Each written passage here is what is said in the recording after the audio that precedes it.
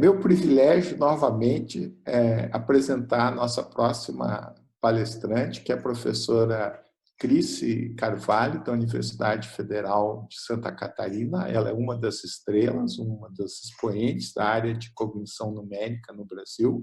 A nossa comunidade de cognição numérica começou pequenininha e está aumentando.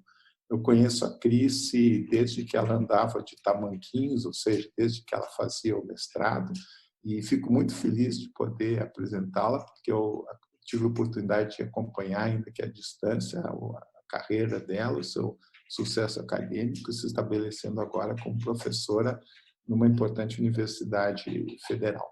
A Cris vai falar para nós sobre o desenvolvimento das habilidades numérico-aritméticas em crianças em idade pré-escolar. Esse é um hot topic, né? Cada vez mais a gente está descobrindo sobre a importância das habilidades aritméticas em idade pré-escolar, principalmente da chamada home numeracy, né? Essas atividades informais que tanto pais quanto professores se envolvem, né? Chamando a atenção da criança para as habilidades matemáticas.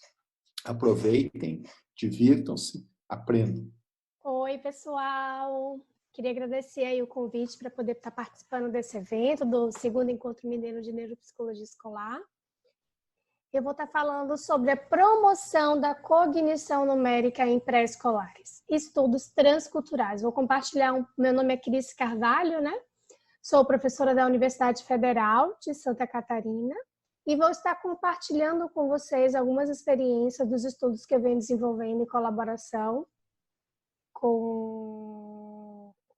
profissionais e pesquisadores de outros países, tanto nos Estados Unidos, quanto no Uruguai e aqui no Brasil. Então, essa apresentação eu vou estar falando rapidamente aí com vocês sobre a importância, né, de a gente estar promovendo essas habilidades desde muito cedo, né, a questão do desenvolvimento e da neuroplasticidade, a importância dessa base cognitiva, desse domínio básico do conhecimento que a gente denomina de core knowledge, ou conhecimento básico, e como é que a gente pode, então, promover esses conhecimentos básicos, né? Como é que ocorre a promoção das habilidades matemáticas a partir de um currículo de jogos que vem sendo desenvolvido. Então, vamos falar um pouco aí sobre desenvolvimento e neuroplasticidade. Na primeira infância, é um período sensível para o neurodesenvolvimento. Então, a gente já sabe a importância de estimularmos, de promovermos ambientes propícios, justamente porque é nesse período que ele é especialmente relevante para o desenvolvimento humano, em que habilidades cognitivas e psicossociais fundamentais são desenvolvidas. Então, a gente tem um processo aí de formação da arquitetura cerebral, desde muito cedo, e como ela vai se consolidando, né, ao longo aí da primeira infância. A neuroplasticidade é a capacidade adaptativa do sistema nervoso central de modificar sua organização estrutural e funcional. Está diretamente influenciada pelas interações com o contexto de desenvolvimento. Uma vez que a cada nova experiência, novas ligações entre os neurônios podem surgir, ser reordenadas, possibilitando assim a base do aprendizado e da memória. Então, a neuroplasticidade ela é muito importante para que a gente possa trazer novos conhecimentos, ou seja, fomentar e desenvolver, né, um novo aprendizado a partir das nossas interações, a partir do contexto do desenvolvimento, gerando assim uma arquitetura cerebral, né, que vai estar exatamente em conexão aí com essas experiências do meio ambiente. Logo, crianças que estão em ambientes sensorialmente enriquecedores, elas vão possuir, né, essa arquitetura cerebral compatível com esses ambientes, vão ter respostas fisiológicas mais amplas, maior atividade das áreas associativas cerebrais, maior grau de neurogênese, ou seja, de essa possibilidade de dos próprios neurônios estarem se transformando, se regenerando, e uma diminuição da apoptose funcional, ou seja, daquela programação que as células têm para morrerem. Então, assim, você diminui, ou seja, você cria uma estabilidade muito mais funcional da sua arquitetura cerebral em termos de ligações cerebrais, conexões, ramificações e possibilidades, né? De acordo com aquela metáfora. Quanto mais eu uso, mais eu multiplico as possibilidades de interação e das minhas habilidades em relação ao mundo. Então, como é que os programas interventivos eles podem influenciar as trajetórias de desenvolvimento?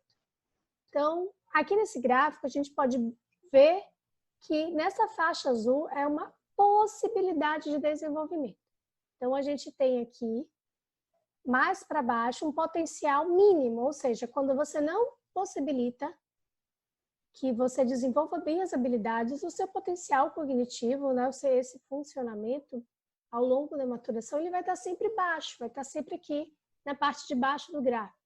Uma vez que você potencializa, ou seja, você oferece treinamentos cognitivos, programas para promover as funções cognitivas como um todo, pensando aí na cognição numérica, você vai potencializar o que pode ser exercitado, ou seja, essa função, esse potencial cognitivo. A partir daí, eu queria dividir com vocês o quanto que nós, seres humanos, já chegamos ao mundo muito bem dotados em termos de funções cognitivas básicas. Então, a gente chega ao mundo já com uma série de possibilidades de lidar com conhecimento. E o que a gente chama na literatura, né, foi o termo cunhado de core knowledge, core de nuclear, de básico, e knowledge de conhecimento. Então, seriam esses conhecimentos básicos, nucleares, aquilo que vem desde muito cedo ao longo do desenvolvimento. Então, dentre os domínios básicos já conhecidos na literatura, a gente tem aí, né, pelo menos 6 que são bem referenciados. Então, um deles é a capacidade que temos, né, e principalmente aí, né, desde muito cedo, os bebês, de reconhecer, de compreender objetos e suas propriedades físicas. Então, se um objeto cai, eu sei que a tendência é cair, ele não vai flutuar sozinho, né? A tendência é que se um objeto colide com outro, ele não vai atravessar o outro objeto, ele vai... Então, essas noções físicas das propriedades dos objetos já está presente desde muito cedo.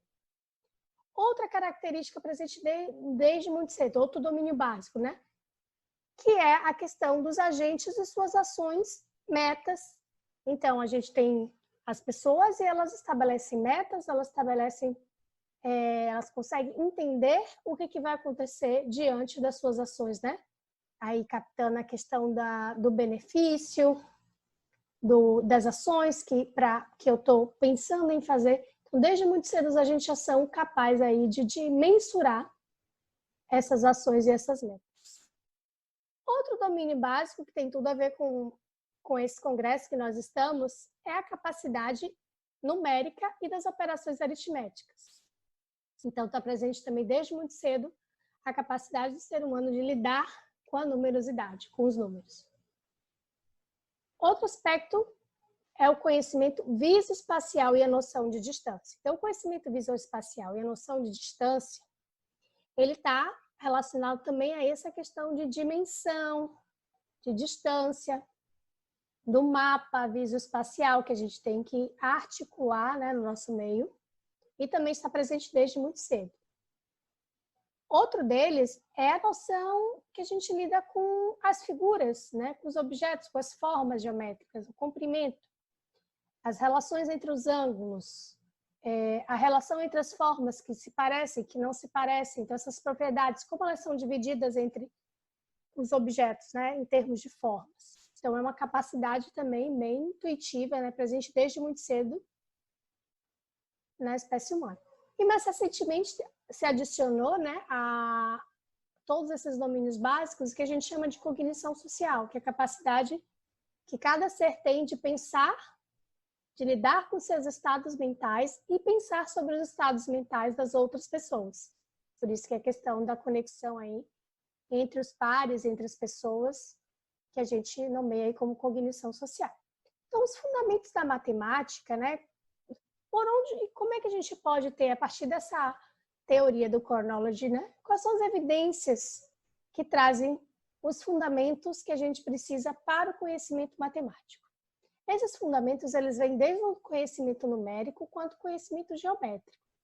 Então, por exemplo, os bebês, eles já conseguem comparar grupos de quantidade desde muito, né, pequenos. Você já consegue discriminar aí grupos, por exemplo, de 8 pontos com grupos de 16 pontos de uma forma bem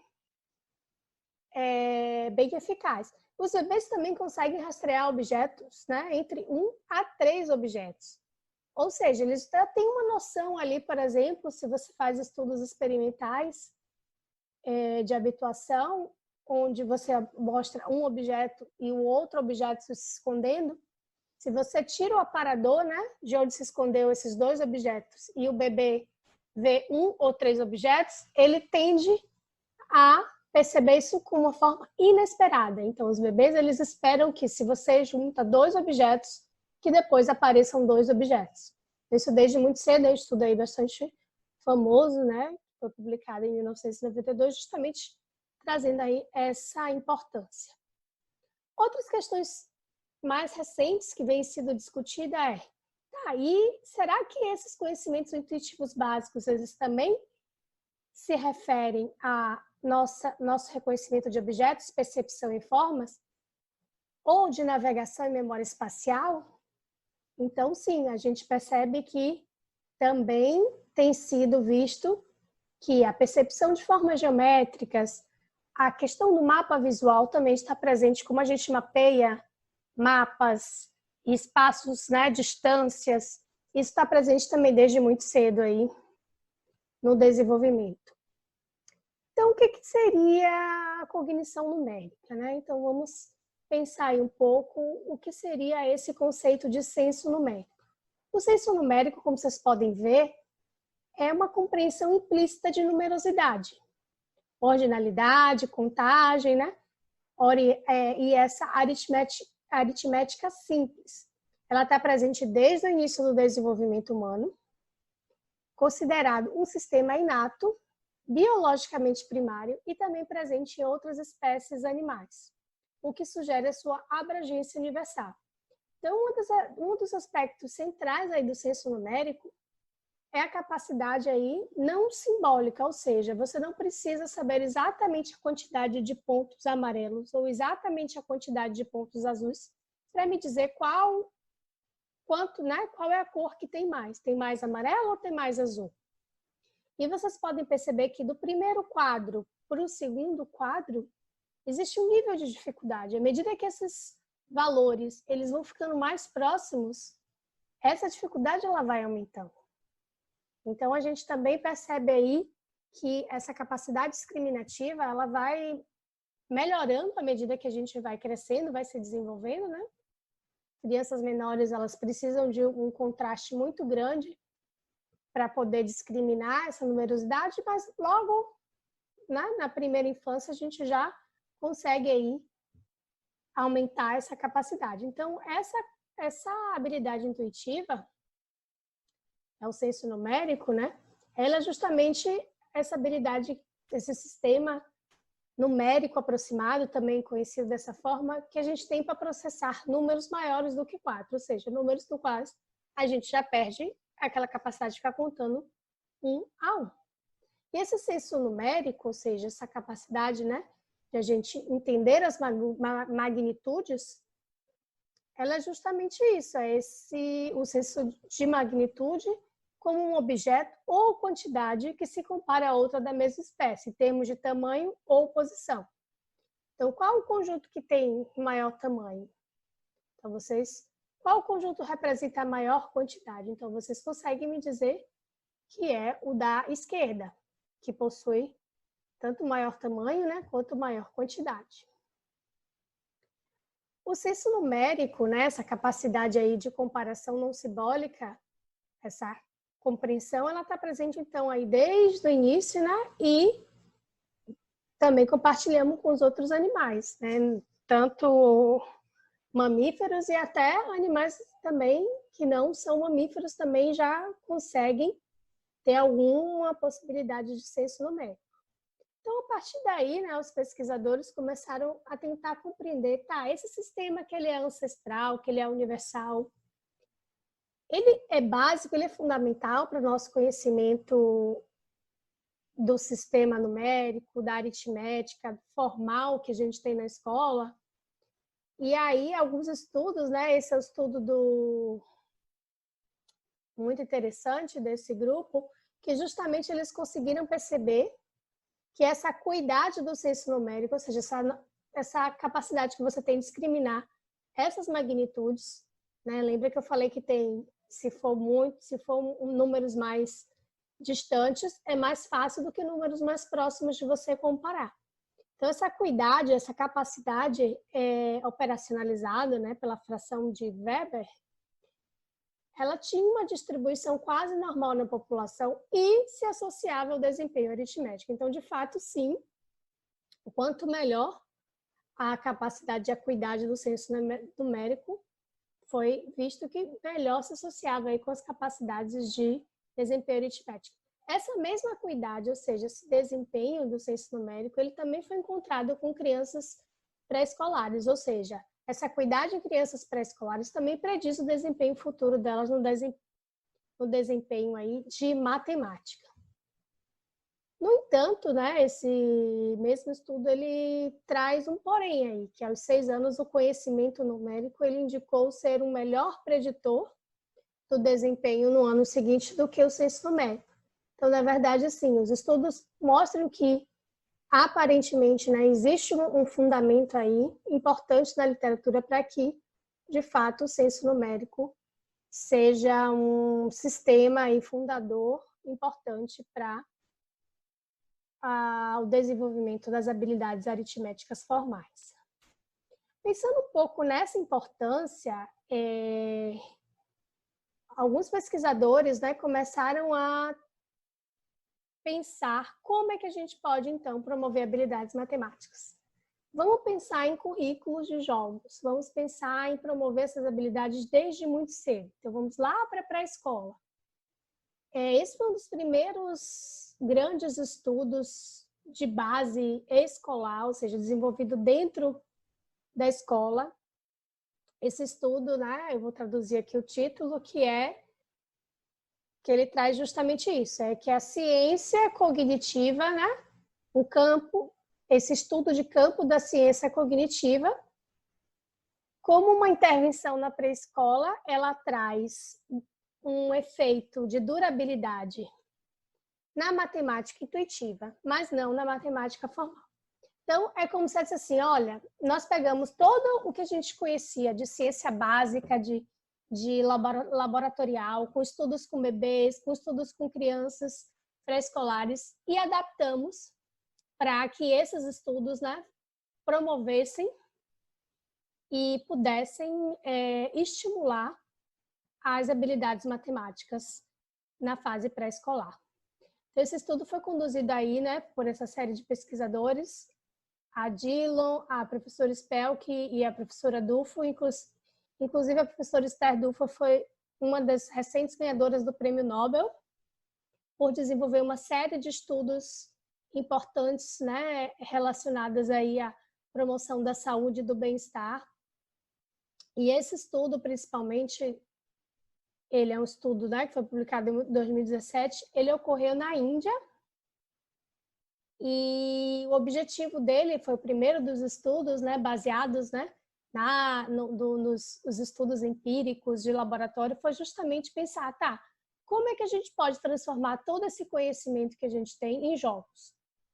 Em jogos, pensando na metodologia de jogos como algo interativo, como algo que as crianças, né, por si só já gostam de brincar, já gostam de estar em grupos.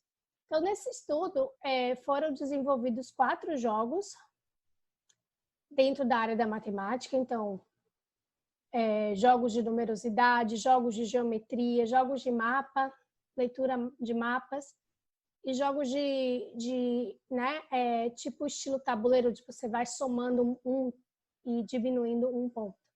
E esses jogos, um grupo de crianças que jogaram esses jogos foram comparados aí com as crianças que jogaram jogos do domínio social, ou seja, crianças que viram, por exemplo, jogos de intensidade de emoções, né? Quem está sorrindo mais forte, crianças que conseguiam discriminar emoções, e jogos também que trabalhavam aí com o olhar, né? O rastreamento ocular, como você perceber aí a percepção para onde está olhando o agente social. Então, baseado aí, né, nesses 4 jogos matemáticos que foram desenvolvidos, se foram comparados aí com 4 jogos sociais. Então, nesse estudo, como eu falei para vocês, foi um estudo, né, dentro do ambiente escolar, foram cerca de 1.500 crianças que participaram, 214 escolas pré-escolares que foram randomizadas em 3 condições: jogos matemáticos, jogos sociais e um grupo controle. E foram testadas, ou seja, fizeram uma bateria de avaliação, né, antes e depois da intervenção, e mais 2 vezes, 6 meses depois e 12 meses depois, ou seja, foram 4 avaliações que as crianças realizaram.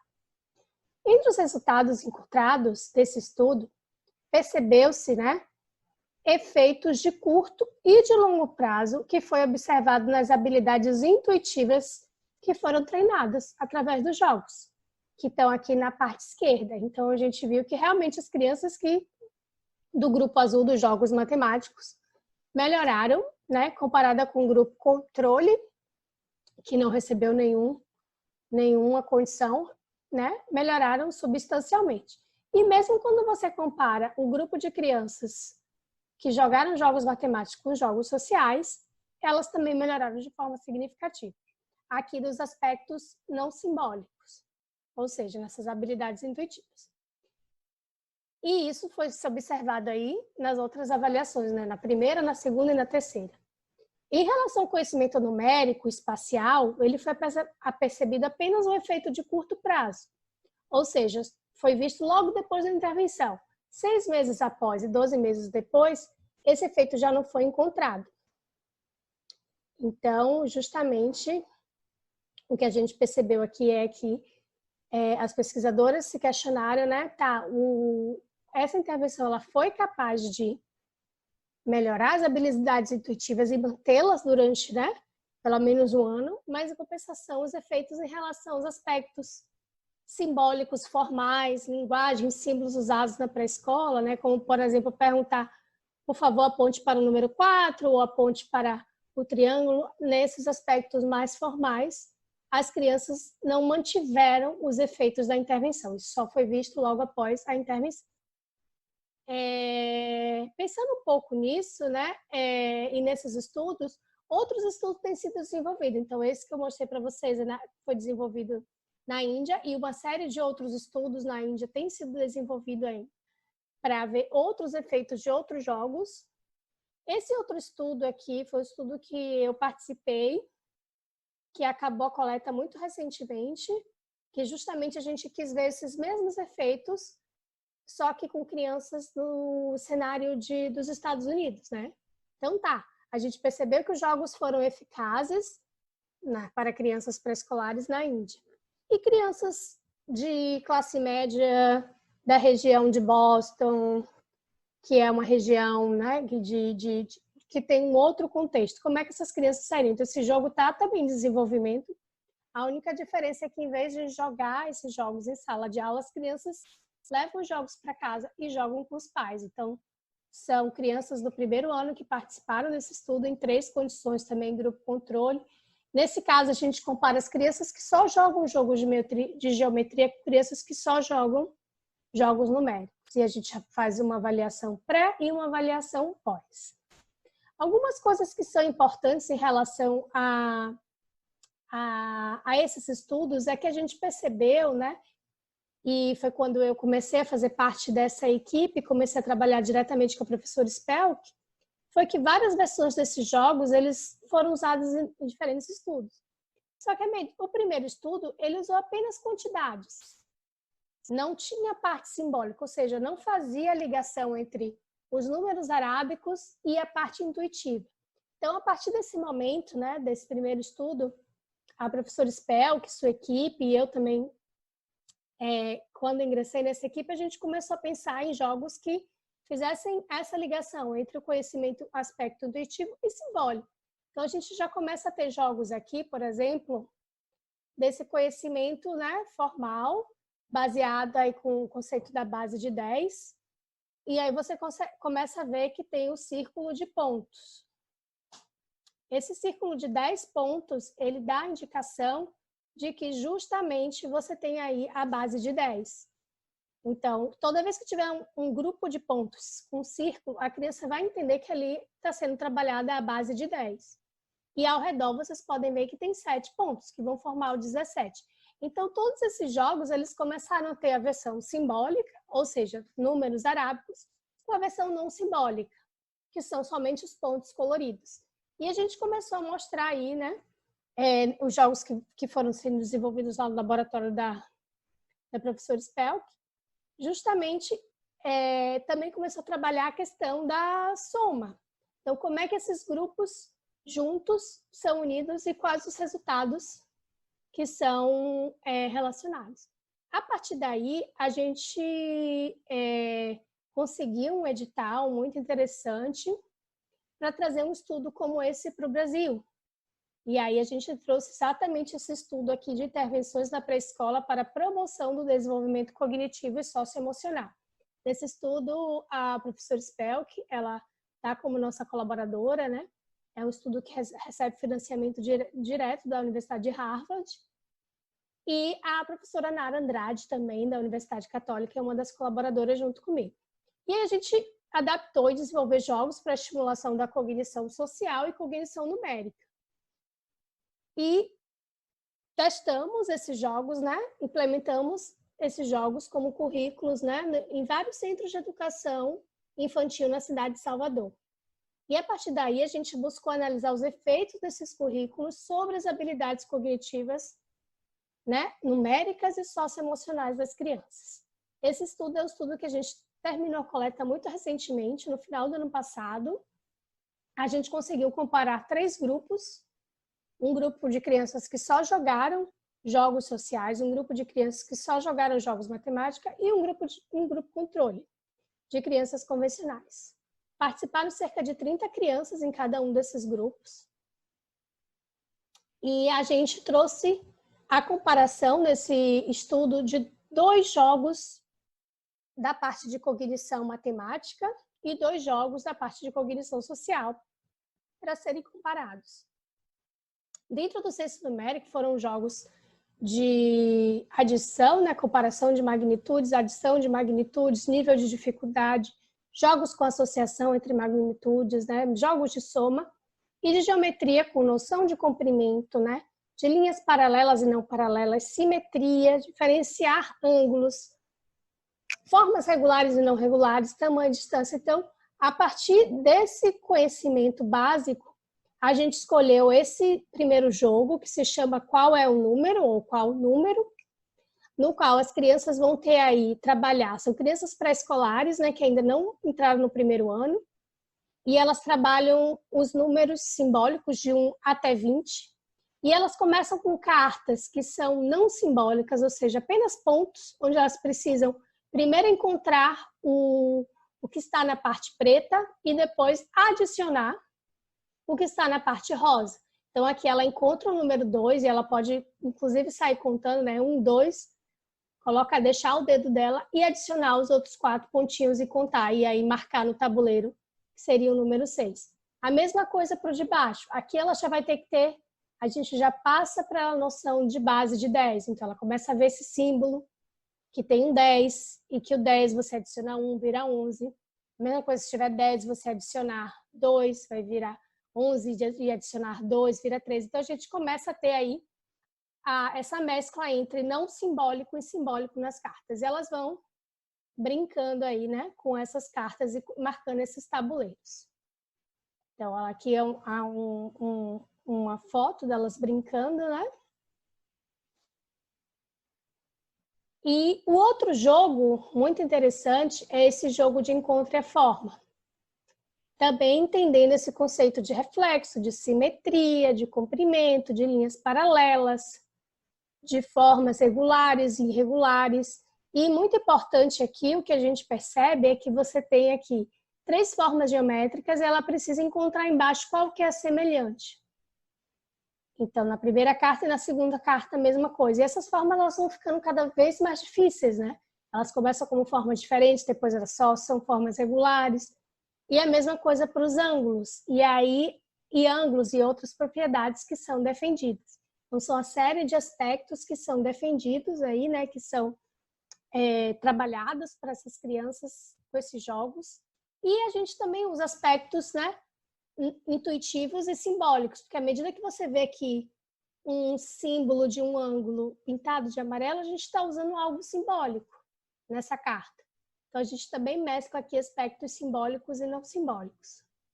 Então, aqui as crianças no ambiente, né, jogando. E aí, esse currículo ele foi comparado com 2 jogos de cognição social. Esses 2 jogos, Caçadores de Emoção e Curiosamente. Então, reconhecimento e rotulação de emoções, causas e consequências das emoções. Um jogo de teoria da mente, compreensão dos estados mentais, inferências sobre os desenhos, intenções e preferências. Então, aqui um pouco das fotos desses jogos, né, que as crianças tiveram oportunidade de jogar. Então, são jogos que elas jogam em grupos também, assim como os de matemática. E, para concluir, eu queria justamente deixar a importância desses estudos de promoção do desenvolvimento, né? Promoção da cognição numérica, promoção da cognição social, a importância da capacitação e formação dos professores, de ter um currículo baseado em jogos para os domínios cognitivos básicos, como a gente viu aqui.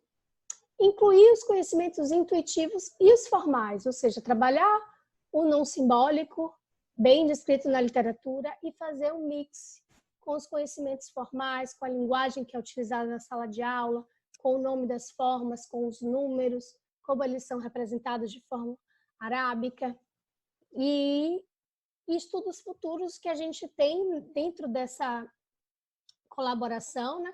Estudos que estão sendo conduzidos no Brasil e no Uruguai, com a colaboração, né, do professor Alejandro Maite, do Uruguai, e da professora Elizabeth Spelk, da Universidade de Harvard. Então, a gente tem estudos em andamento, os estudos do Brasil também estão ainda em andamento, e a gente ainda tem aí uma outra perspectiva que também é implementar esses jogos com grupos clínicos, junto com o Laboratório para Estudos do Desenvolvimento de Harvard, com, por exemplo, com crianças com autismo e desenvolvimento típico, né? Trabalhando aí tanto essa questão das dificuldades cognitivas quanto do desenvolvimento típico, para entender como esses jogos podem estar impactando aí esses diferentes grupos. Então, gostaria de agradecer aqui por estar apresentando para vocês e estar nesse congresso, e estou disponível aí, né? E vou estar acompanhando também os outros professores, os outros pesquisadores. Estou muito feliz aí de estar podendo participar. Deixo aqui meus contatos e um abraço muito grande aí para vocês. Até mais.